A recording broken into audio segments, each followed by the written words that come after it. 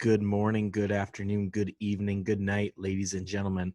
Whatever time of day that you're listening to this, it is afternoon at the time of this recording, so good afternoon from the past, from me to all of you. Welcome to a special edition of First and Ben. We've got some NFL draft coverage. So last week we had our emergency podcast because of the Justin Fields draft pick. We had to do that because I was just too excited. I was very amped up for that pick, but it was only after the first round, and we have 7 rounds of the NFL draft.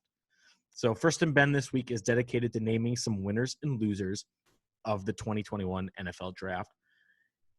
And this is a very interesting list. I've got some hot takes on here. I've got final thoughts. I've got hot takes that we're going to do at the very end. But just getting into this, I've needed a week to recuperate from this draft.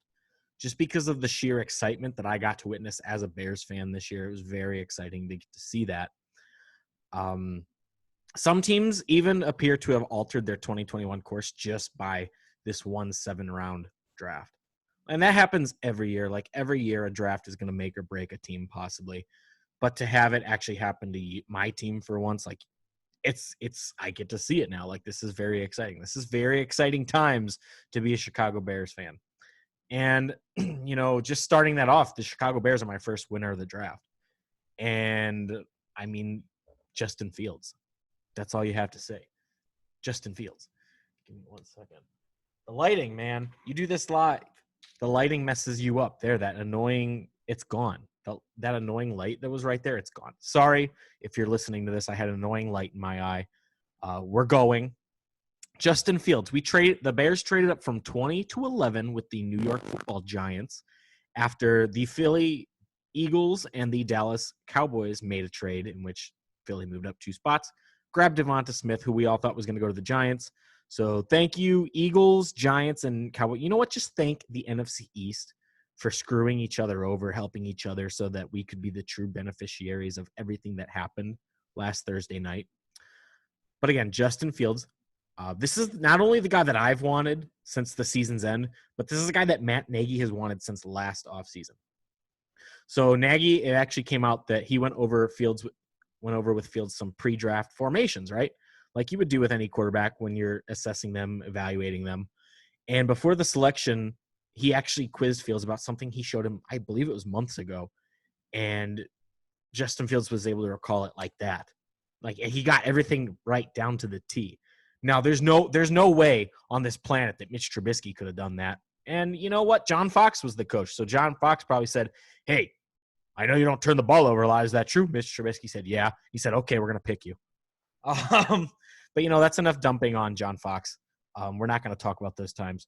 But I'm sorry. I was a Trubisky truther for years until the very end. I'm sorry, fellow Trubisky truthers, if you're still hanging on to that. But there's no way Mitch Trubisky could have done what Justin Fields did. As I said on Burgers with the Boys the other night, comparing Justin Fields to Mitch Trubisky is like comparing a 2020, the newest model, 2021 now, I should say, because it is 2021, to the first car ever invented. Like they both of their strengths is their legs, but Justin Fields is done something that Mitch Trubisky has never done. He's been to the college football playoffs several times. He's competed with some of the best other quarterbacks in college football. Mitch Trubisky was a 1-year starter at North Carolina. So there's really no comparing between the two. I'm sorry to say that. And you can disagree with me if you'd like. But this guy is going to beat the Ohio State quarterback stereotype. This is something I believed in all up until this year because Justin Fields is going to be the guy that breaks that. Even if he wasn't on our team, even if he went to the Vikings like they wanted, I still would be saying that. And honestly, if we're all allowing as a sports community Ohio State to claim Joe Burrow as theirs, if we're allowing that, well, then in that theory, Justin Fields, he's not an Ohio State quarterback. He's technically a Georgia Bulldog. He's an SEC quarterback. So by rule, he is good and he breaks that stereotype. That's all I'm saying. Also, Justin Fields is no Dwayne Haskins Jr. I'm also saying that. And he's kicked Trevor Lawrence's ass before on the football field. Like, these guys have been competitors since high school, even at the national level. Like, they may not have played each other in high school, but, at like quarterback camps, the documentary that Brandon and I were talking about in our episode last week. I cannot remember what it was for the life of me. That just goes to show that I have not watched it yet. I am meaning to. It is on my list. I just can't recall what the name of it is off the top of my head. But I'm very excited about having Justin Fields as the quarterback in Chicago. And, you know, a lot of people are already proclaiming him the best quarterback in the division with this whole Aaron Rodgers thing, which we'll get to. I agree with Justin Fields' take on it. He came out and said enough's enough with the talking, like he just wants the ball out. And I agree with him. Just let the kid ball. Like, enough talking. We don't need to talk. I mean, we're going to do all this talking until, you know, we put pads on this summer and we get to the practice field and we eventually get to preseason and the regular season. There's going to be all this talk. But crowning him the king of the division if Aaron Rodgers leaves, it's too soon for that. I do not think that he's going to start week 1. A lot of people say that he's going to. I don't. And I think that it would be smart for this coaching staff not to start him week 1. We need to put him in when he's ready, not when Andy Dalton or Nick Foles fails, like we did with Trubisky with Mike Glennon. And then they surprised me the next night when I said I wanted an offensive tackle or a DB to replace Kyle Fuller. Tevin Jenkins from Oklahoma State. We traded up again in the second round from 52 up to 39. Ryan Pace grew balls this year, which was great to see. The Bears are back. The Bears are actually back. In a deep class with offensive tackles, the Bears made a move to get an elite offensive tackle that probably could have gone in the first round. I was shocked more offensive tackles weren't taken in the first round, but this is a guy that was a first-round talent, at least their late first round. I'm surprised, you know, guys like Buffalo, KC, especially Kansas City, after how terrible their offensive line was in the Super Bowl, just passed on this guy. And it was a smart move by Ryan Pace to move up again in the second round to get this guy. Taking a look at the next offensive tackles that were taken, Liam Eichenberg, who I wanted, Walker Little from Stanford, and Samuel Cosme. He was picked before we would have. Like, all three of those guys were gone by the time we would have picked at 52. So the move did pan out, and I think it's going to, because not only did we get Justin Fields, but we got the guy that's going to protect his blind side now, and I love that. He is going – a lot of people were thinking that he's going to play right tackle. I'm going to put it out in the universe now. I'm going to break the news before anyone in Hallis Hall will. Tevin Jenkins will be the day one starter at left tackle for the Chicago Bears in 2021. No one's reporting it yet, so I'm going to be the first one to do it. Just because Charles Leno Jr. was cut a few days ago. He was cut just days after that selection was made. After not having any penalties in 2018, his only Pro Bowl season, it's sad to see how much he digressed in 2 years. You know, 2018, this guy looked like a stud. I mean, he made the Pro Bowl, for heaven's sakes. But then not having any penalties in 18, you know, of his 20 total holding penalties in his career, 10 happened in the last 2 years. Of his 15 false starts in his career, 6 happened in the last 2 years. And 19 of his 42 penalties in his career happened in the last 2 years. Like, the guy, he digressed. It's not a knock. It's true. Like, it's in the stats. He digressed. And this is all while Mitch Trubisky's sack percentage went up from 5.2% in 2018 to a whopping 6.9 in 2019. Like, that's a very big jump for 1 year for the same guy. I don't know what happened. Charles Leno Jr. gone. He's probably going to get picked up by somebody if he hasn't already, just to be a backup. You know, it's not a bad idea for a team that might need an offensive tackle. But we don't. We tried it. We've been dealing with it for the last 2 years. Fans complain about the tackle situation. I think Charles Leno Jr. was the weak spot on that offensive line. And I guess the general manager, Ryan Pace, and the front office thought so as well, because he's now gone. And I do love the Daz Newsome wide receiver pick from UNC and the Thomas Graham Jr.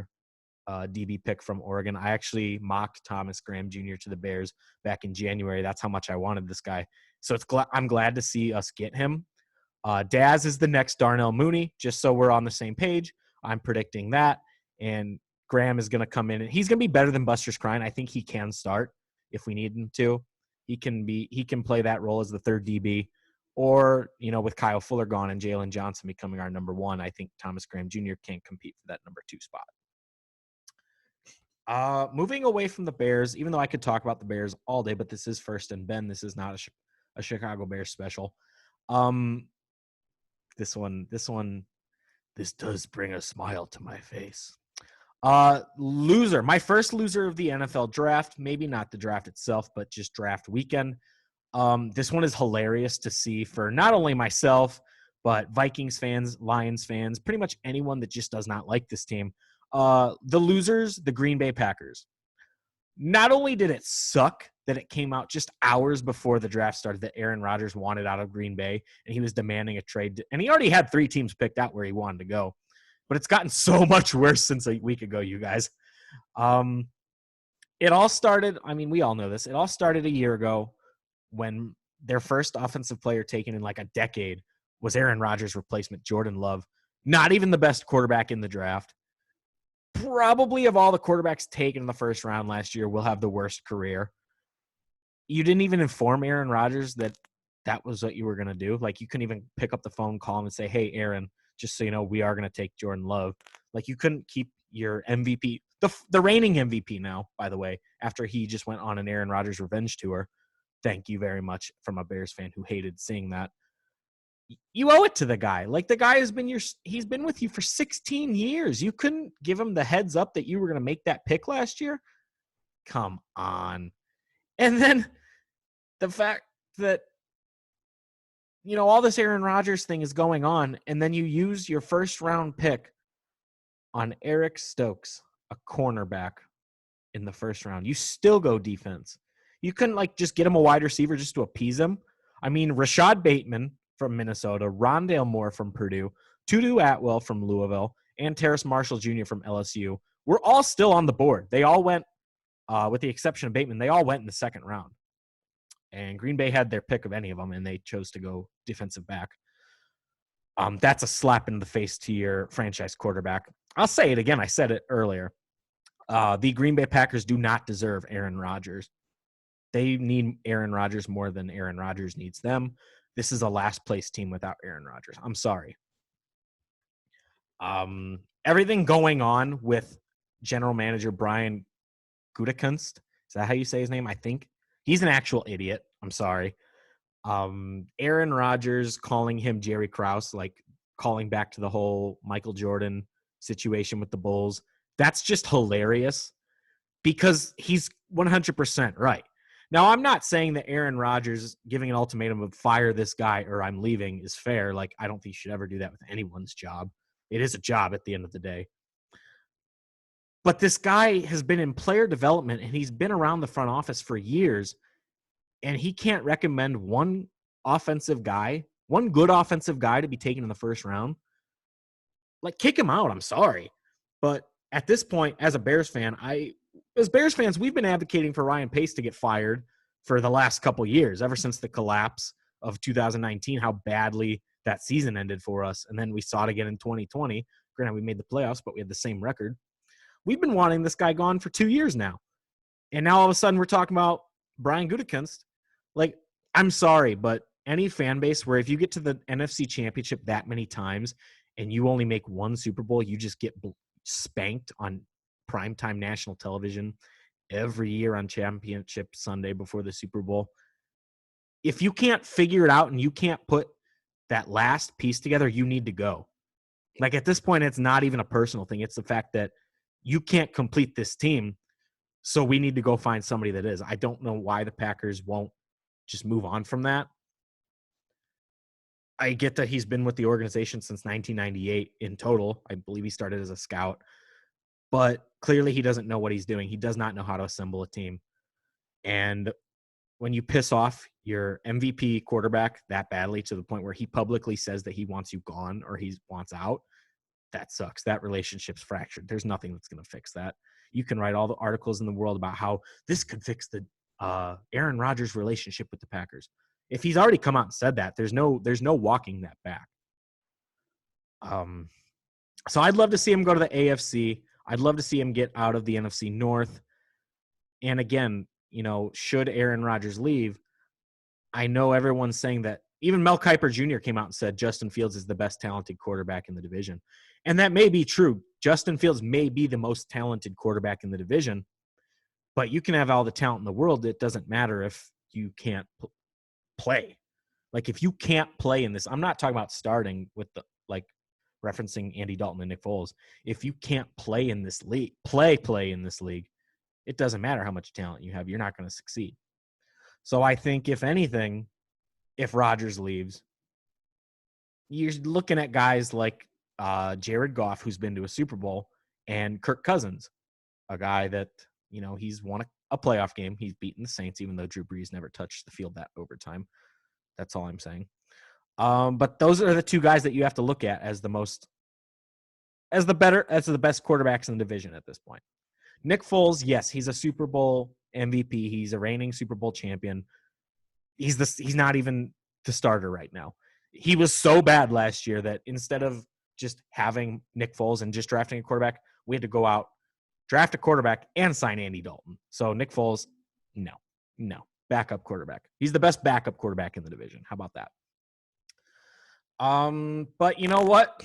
I do feel bad for Aaron Jones, who just signed back. He could have just gone back on a 1-year deal. He could have signed elsewhere for a long-term deal. I'm pretty sure he signed for a 5-year deal back to Green Bay, and now he's not even going to have Aaron Rodgers. So there goes that career. I feel bad for Devontae Adams because he's probably going to have to catch passes from Jordan Love or whichever veteran quarterback that they're looking for now. So have fun in the basement, Green Bay. Enjoy that. From a Bears fan who's been there the last 32 years, have fun. Another winner of this draft is the Cleveland Browns. The Super Browns going to the Super Bowl this year. It could happen. The Browns are up there with the Chiefs and the Bills now. I think the Browns are the better than the Ravens. I'm not afraid to say that. The Cleveland Browns are going to be the favorites in the AFC North this year, and I think they're going to win more games than the Ravens. I'll say they're going to split that series easily, or they're going to sweep it. They're going to sweep the 2-0. They're going to go 2-0 against the Ravens this year. So in addition to getting Grant Delpit back, their first-round pick from last year, and signing Jadeveon Clowney to start opposite end of Myles Garrett, who very well could win an MVP award in the next few years, they nabbed cornerback Greg Newsome II in the first round. Great pick. They need to bolster that defense. But then they capitalized on Jock from Notre Dame falling all the way to number 52 into the second round. This is a guy that everyone was mocking in the top 20, and the Browns got him at 52. Like, they're all in, and their defense just got even stronger. Their defense is a lot scarier. And, had they been able to move the ball just a little bit more against Kansas City in the playoffs last year, they would have beaten them. Like, it's unfortunate because, Mahomes was knocked out. They had the game. Like, the Browns lost that game, which sucks. Because had they just done a little bit better on offense, the Browns would have been playing the AFC Championship game in Buffalo, and they had a pretty good shot at making the Super Bowl. And with the additions that this team has made, I don't think that they're going to let that happen again. I think they're very all in on 2021, and I think they're going to shock a lot of people. I think that the Browns could win. I think that they can win 11 games again this year, and I also wouldn't be surprised if they win more than that. A loser, I am very anti every other team in the NFC North. Loser, the Detroit Lions. Yes, that's amazing that you got Penei Sewell to fall to you at number 7 after we all thought that he was going at 5 to the Bengals. Like, I'm pretty sure everyone locked that pick in. Ever since the season ended, we were locking that pick in. But, yeah, you got yourself a left tackle to protect Jared Goff, who's not going to be your franchise quarterback in Detroit. That was just compensation in the Stafford trade because the Rams had to dump that contract to take on Stafford's, which the Rams won that trade, I believe, especially after seeing what the Lions did with these draft picks. But they passed on Devonta Smith, the Heisman Trophy winner. They passed on Kadarius Toney, and they passed on Rashad Bateman, who all were taken in the first round. And I'm pretty sure we all just had them going wide receiver because I can't name a wide receiver on their team. Marvin Jones is gone. Kenny Golladay is gone. He's in New York. He's with the Giants now. And I actually looked it up, who their top 3 wide receivers are, because I don't even know. Depth chart, this is what's listed. Tyrell Williams, Brashad Perryman, and Quintez Cephas. Those are their top 3 wide receivers listed on their depth chart. Wow. That's all I can say is wow. Like, you just have to feel bad for this franchise at this point. 2 of their 7 total draft picks were offensive players. That's it. They went defense every pick until the 4th round. When they took Amon-Ra St. Brown from USC, which not a bad pick for the 4th round. Not a bad pick at all, but he's not any of the previous guys that I listed who went in the top 50 picks. I don't know how well that's going to work out for them this year. I think the Lions are expecting to finish in last place. And, they're building for the future. And with Dan Campbell at the helm, they're just going to be biting people's kneecaps off until they might be in a position to contend. We'll find out. We'll see. But they did just cut Kerryon Johnson today. So now they have DeAndre Swift. And I think Jamal Williams is his backup now. And I think Adrian Peterson's still on that roster. So who knows? But we'll see how this turns out, because I do feel bad for the Lions fans because they were only a few moves away from being better, and they tore it all down again, which the Lions do almost every year, it seems like. They're close, and then they fuck it all up. Moving along, another winner of the draft. I mean, you can't not say this team was a winner. The Jacksonville Jaguars. This one is super easy just because you got the best quarterback in the draft. You got Trevor Lawrence at number 1. Then you went and got his running back at Travis Etienne at 25. Sorry. Blanked out on which pick that was. But they had 4 picks in the first 2 rounds, which is great. Because then they got Tyson Campbell, a DB from Georgia, in the 2nd round. And then they got Walker Little, the guy that's going to protect Trevor Lawrence as his blindside. Later on, I believe it was pick 45. And they improved their offense just in those 3 of those 4 picks so well. Because you got your quarterback. You did what other teams did, like the Bears. Like, you got your quarterback, and then you went and got the offensive tackle that's going to protect them. Even the Vikings did this, but they're a little bit lower. We'll get to them in my list. We'll get to that. I was surprised to see them take Etienne from Clemson at running back just because of how well James Robinson broke out this year. I was confused. I thought that they would go offensive tackle at 25, but I mean, at least they addressed it 20 picks later. I thought that they could have got a better tackle, but Walker Little is no scrub. He's a great pick, honestly. And, Brandon said this when we did our episode last week, that he sees this being one of those things like the Browns are doing with Kareem Hunt and Nick Chubb, that 1-2 punch. One guy can beat you one way, the other guy can beat you the other way. And that's kind of what I see with this duo in Jacksonville now. And I think Urban Meyer is going to come in and know how to work with these guys. I'm very excited to see Urban Meyer as the head coach of the Jacksonville Jaguars. There's a lot of potential here, because I believe that the Titans could falter in the coming years. The Colts, no one knows what's going on with the Colts. The Texans just suck and are on fire right now. And the Jaguars, they're looking pretty good right now. They had a lot of free agents signed there. I would not be surprised if they win 7 games this year. I would not be surprised. I sang their praises earlier, but I am going to classify them as a loser now. It's not every day that you walk away from the NFL draft with the Heisman Trophy winner and still lose the draft, but the Philadelphia Eagles did. Yes, they traded up with Dallas to get Devonta Smith. Yes, they traded up to make sure that the Giants don't get Devonta Smith. But then Dallas took exactly who I thought they would take, exactly who I thought Philly was going to take way back when they were still at the number 6 pick before the Miami trade and before the Carson Wentz trade, Micah Parsons. And you lose this draft because not a single quarterback was taken.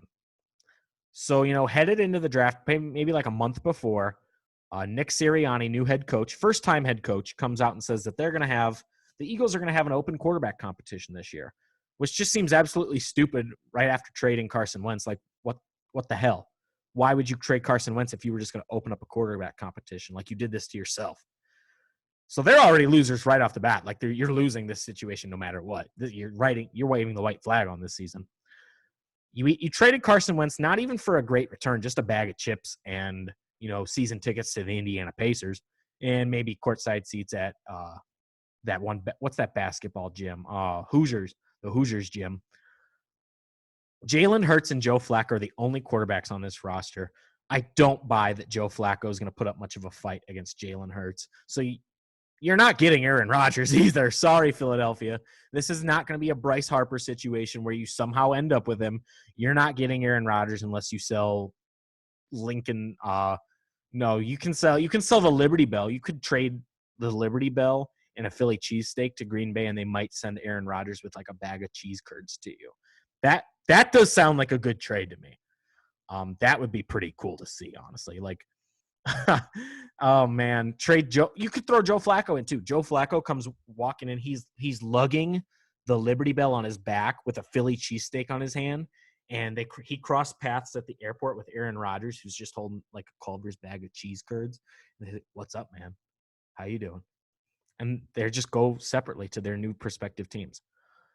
And this draft was, again, back to this. The draft was so bad for the Eagles that there's even this video circulating of Howie Roseman going around the room, giving knuckles to everybody. And then he gets to senior football advisor Tom Danahoe, and he just gives him this half-assed fist bump. And Howie Roseman goes, dude, what? He does the whole hand thing. He's like, what's going on? And then he comes out. It was just super awkward, super uncomfortable. It was awkward to watch. I felt weird watching it. I felt weird afterwards, like I needed to take a shower. That's how weird it was. And I still don't think that Jalen Hurts is the answer for this team. I really don't. I didn't think Jalen Hurts was the answer a year ago when they took him in the second round. But knowing the Eagles, this situation that they find themselves does not surprise me. When they took Jalen Hurts, like when they made that pick, I kind of figured this is where we would be at some point. And it just sucks. It sucks to have friends that are Eagles fans, because I do feel for them. After they botched Jalen Reagor instead of Justin Jefferson last year, they finally get Devonta Smith, this guy that can be a very good wide receiver in the NFL, and you don't even have Carson Wentz anymore. Like, that just sucks. That sucks. I'm sorry. My final winner of the NFL draft is, I know I said that I was dumping on the NFC North besides the Bears, but I'm going to proclaim the Minnesota Vikings as winners. And had the Bears not made the move up to get Justin Fields, the Vikings would be sitting pretty, because the Vikings would have taken Justin Fields at 14. I know the Vikings were trying to trade up to get Justin Fields, and ultimately, Brandon and I were discussing this. They didn't want to give up that first-round pick that the Bears ultimately did to the Giants. And that's why Justin Fields is wearing number 1 in navy and orange rather than purple and gold. Like, that first-round pick. And first-round picks don't always pan out. Look at Mitch Trubisky. Like, at the end of the day, it's a card that Roger Goodell reads off of. It's either going to work out great or it's going to flop. And with this specific talent, I'm glad that the Bears made the move that they did. I really am. But that's not a knock. We're not knocking on the Vikings for not trading up. We're not knocking on them for not having the courage to sacrifice that first-round pick. I could do that behind closed doors, but I'm not going to on this podcast. Just because they did end up with Kellen Mond, who is a very good steal to get in the third round. Like, everyone forgets that Kellen Mond was very good at Texas A&M. This is going to be a very good quarterback. He's got a similar play skill to Justin Fields. So it's not like they're missing out on much, just the fact that Justin Fields played for Ohio State, Kellen Mond for Texas A&M, and all eyes were on Justin Fields all the time. And Justin Fields was never going to come in and start in front of Kirk Cousins. So it's a kind of a similar situation, but Kellen Mond can at least come in and he can learn the system. There's no pressure from this fan base to rush him out onto the field and bench Kirk Cousins the first instant they can, just because Kirk Cousins is a successful quarterback. He's a successful regular season quarterback, and he's going to get the Vikings wins. So you don't need to rush Kellen Mond out there. Getting Christian Darrisaw at 23 was a steal, just because they were sitting at, I believe, the 14 pick, and they traded back. They traded back and somehow still ended up with a very good offensive tackle, which they needed. They very much needed some help on the offensive line, and they addressed that in the first 3 rounds, which was great for them. Sucks for Bears fans, but it's great for the Vikings. And then in the third round, they had 4 picks. That's when they got Kellen Mond, Chaz Surratt, great linebacker, Wyatt Davis, offensive guard from Ohio State. So, they addressed that position as well. The guard position, the tackle position needed some beefing up, and they did exactly that. And then Patrick Jones, defensive end. They just made a lot of great picks with what they had available to them. Didn't have a second round pick, but they did have 4 picks in the first 3 rounds, which is great. That's awesome. And like I said, they filled in a lot of the needs and had some great players fall to them when they did. So, they didn't get Fields to follow them, but one can argue that they had 4 great names follow them in the 3rd round. Final thoughts and hot takes. I think I speak for myself and many others, not all fans, but a lot of fans, when I say that I was surprised that Trey Lance was the one that went number 3 to San Francisco. I'm glad it was Trey Lance. I think that Trey Lance is better than Mac Jones. I am not a Mac Jones fan. And that's not anything against him. That's just the fact that I don't trust quarterbacks that shoot up draft boards like a month before the draft. I'm sorry, Zach Wilson. I'm sorry, Mac Jones. But I was hurt in 2017 by the same situation, so I don't trust it anymore. Zach Wilson claiming he only wanted to play for the Jets is a load of bullshit. I can't think of a lot of quarterbacks that hope, oh man, I hope I go to the New York Jets, especially with how bad they were this past decade. Granted, Robert Saleh's the new head coach there, so maybe it'll be better. Adam Gase and his clownery is gone, so maybe he'll turn that organization around. We'll see. I don't think Zach Wilson's the guy to do it. That, going from BYU to New York City is a huge change. I think he's going to wake up real quick. I think Sam Darnold was better prepared coming from Southern California than Zach Wilson will be from BYU. And the Bengals took a huge gamble by getting Burrow his old college wide receiver, Jamar Chase. Oh, there's nothing wrong with that, by the way. Like, it's great that they get to reunite in Cincinnati. It just sucks that it came at the expense of getting Penei Sewell, who could have protected Joe Burrow. And I don't think the Bengals made this pick wisely. It's hard to compare an offensive tackle to a wide receiver, but this Bengals wide receiver core isn't nearly as bad as their offensive line situation is. I just really think that they could have used the best offensive tackle available. Joe Burrow in his rookie year already tore his ACL, missed the rest of his first season. Damaged ACL young quarterbacks, those are a cause for concern in this league. Like, I don't want to be Debbie Downer, but it is. You take a look at Robert Griffin III. Dude was a stud for the then Washington Redskins. Tore his ACL. Now he's a backup in Baltimore, I think. Like, never the same again. Teddy Bridgewater for the Vikings. Tore his ACL. Was a stud. Never been the same since. Like, he still came in and, like, went undefeated for Drew Brees for a little bit last year. But then when he came over to Carolina, like, it got to the point where they traded him to Denver because they traded for Sam Darnold. Like, imagine being the guy that got replaced by Sam Darnold. Sorry. And then Deshaun Watson, who, while, yes, he's still successful, like, everyone still looks at Deshaun Watson as so successful, you're always going to wonder. You're always going to wonder, given the track records of torn ACLs and mobile quarterbacks. And Joe Burrow is a mobile quarterback. So I don't think he's going to be – I don't think we're going to see Joe Burrow take it and run. I think he's going to become a pocket passer now. And Joe Burrow has a great arm, so maybe trading for or taking Jamar Chase was great, getting him that wide receiver. I just would have liked to have seen them protect their franchise quarterback better. We do want to see Tim Tebow back in the NFL. He has been talking with Urban Meyer about coming back as a tight end. I think that would be very cool, considering Tim Tebow won a national championship with Urban Meyer back in those Florida Gator days. That would be very nostalgic for the people of Florida. You know, Gainesville is only like, a 2-hour drive from Jacksonville. I think you would sell a lot of tickets with Urban Meyer and Tim Tebow. Hell, you could even, if you printed off tickets still, you could just put the two of them like with the, like a holographic one where like you tilt it one way in the sun, they're wearing Florida shit. And then you tilt it another way, they're wearing Jacksonville shit. Like, some people get those tickets and then some people get Trevor Lawrence tickets. It's the marketing department for the Jaguars.